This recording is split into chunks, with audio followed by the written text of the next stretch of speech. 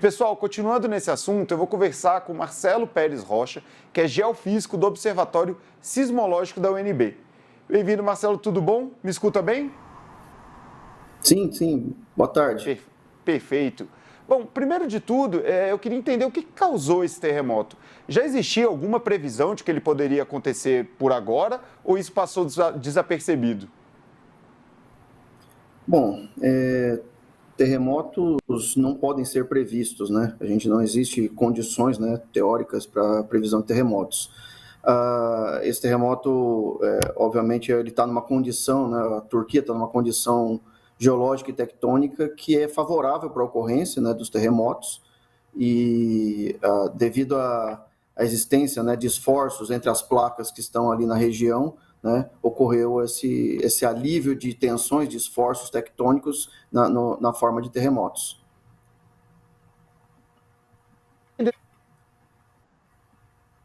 Essa região é característica por esses tipos de abalos sísmicos?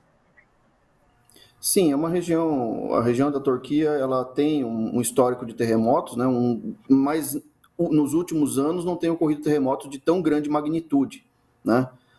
O maior terremoto que aconteceu com uma quantidade de mortes foi em 1939, né?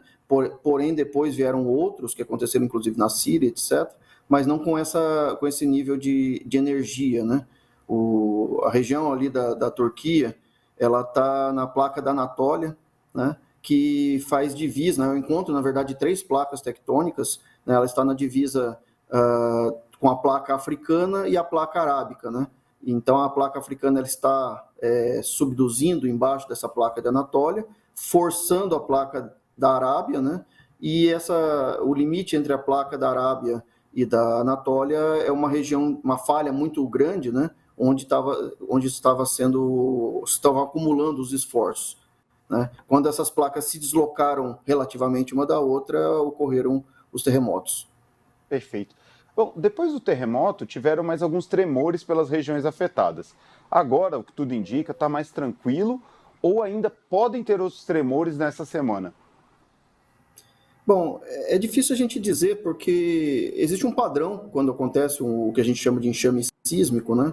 Existem, às vezes, alguns terremotos menores antes do grande terremoto, né? Depois o grande terremoto, que é onde acontece o maior alívio, né, de tensões, dos esforços tectônicos, e depois o que a gente chama de pós-abalos, né, que são as réplicas.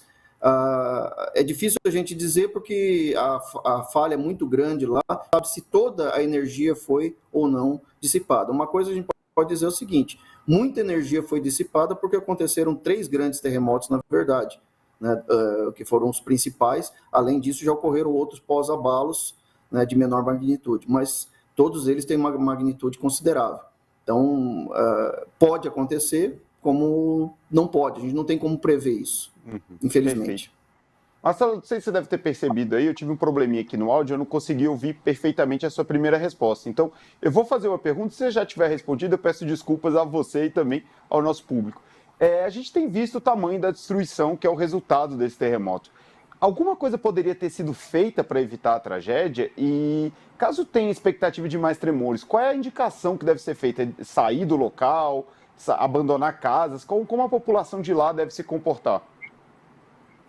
Bom, em geral, em países que têm esse tipo de risco sísmico, né, existem protocolos que a população segue, né? Além disso, os países se preparam para esse tipo de situação.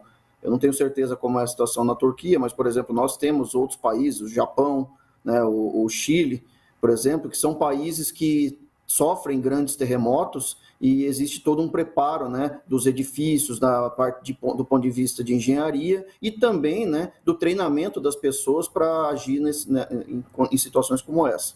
Na Turquia, morreram, né, 2,4 mil pessoas, né, entre Turquia e a Síria, né, e o que pode ser feito nesse momento buscar, né, abrigos longe de locais onde tenham riscos de colapso de edificações, né, dos prédios, né, porque muitas vezes as pessoas não morrem pelo terremoto em si, mas morrem pelas suas consequências, como queda de edifícios, de casas em cima, entre outras situações. Então, as pessoas têm que buscar, né, as autoridades, né, e evitar também ficar próximo de locais que possam estar comprometidos por conta do terremoto.